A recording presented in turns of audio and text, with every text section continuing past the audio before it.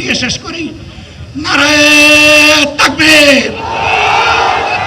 আসসালামু আলাইকুম ওয়া রাহমাতুল্লাহ। এতগুলা মানুষ এমনি এমনি জীবন দেয় নাই, জীবন দিয়েছে জাতির মুক্তির জন্য। যদি বাস্তবতা পুরানা সবকিছুই টিকে থাকবে, তাহলে কেন তারা জীবন দিয়েছিল? যারা ওই বস্তাপচা ব্যবস্থাপনায় বাংলাদেশকে আবার করতে চান, তাদেরকে আমরা বলি, জুলাই যুদ্ধ করে যারা জীবন দিয়েছে, আগে তাদের জীবনটা ফেরত এনে দেন। যদি শক্তি থাকে ফেরত এনে দেন।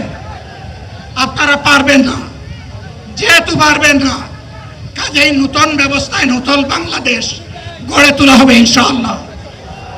শিশু, কিশোর, যুবক, মা, বোন, শ্রমিক, ছাত্র, জনতা, ব্যবসায়ী, সবাইকে যেই দেশ, যেই সংবিধান, যেই রাষ্ট্র নিরাপত্তা দিতে পারবে, সেই নতুন বাংলাদেশ আমরা গড়ে তুলতে চাই।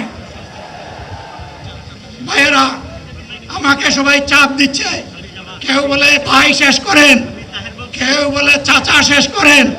আমি তাদেরকে নিশ্চয়তা দিয়ে বলছি, আমার মত আমার আল্লাহ নির্ধারিত সময় থেকে 1 সেকেন্ড আগে হবে না, এবং হায়াত যা দিয়েছেন তার 1 সেকেন্ড আগেও আমি যাব না। অতএব মহান আল্লাহর কাছে আবারও তৌফিক চাই।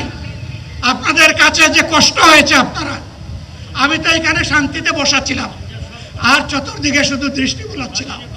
কি কষ্ট হচ্ছে আমার ভাইদের। প্রিয় ভাইরা, এই কষ্ট আল্লাহর জন্য। এই কষ্ট কার জন্য? ইনশাআল্লাহ আল্লাহ তাআলা আপনাদেরকে তার উপযুক্ত যা দুনিয়া দিবেন, আখিরাতে দিবেন। আপনাদের এই ত্যাগের বিনিময়ে নতুন বাংলাদেশ আমরা পেয়ে যাব। আসুন সেই নতুন বাংলাদেশের জন্য একবার স্লোগান দিয়ে শেষ করি। নারায়ে তাকবীর। আসসালামু আলাইকুম ওয়া রাহমাতুল্লাহ।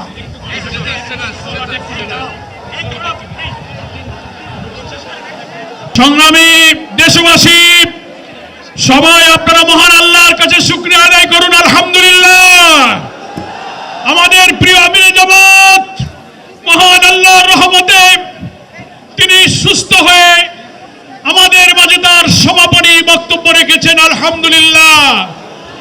হয়তো প্রচন্ড গরমে অনেকেই যেমন অসুস্থ হয়েছেন, আমাদের আমিরে জামাত সাময়িক অসুস্থ হয়েছিলেন। মহান আল্লাহ তাআলা তাকে কথা বলার, সমাপ্তি ঘোষণা করার তৌফিক দান করেছেন। সবাই আপনারা নিরাপদে দলে দলে যেভাবে এসেছেন, নির্দেশনা অনুযায়ী আপনারা আল্লাহর নামে ধীরে ধীরে ফিরে যাবেন।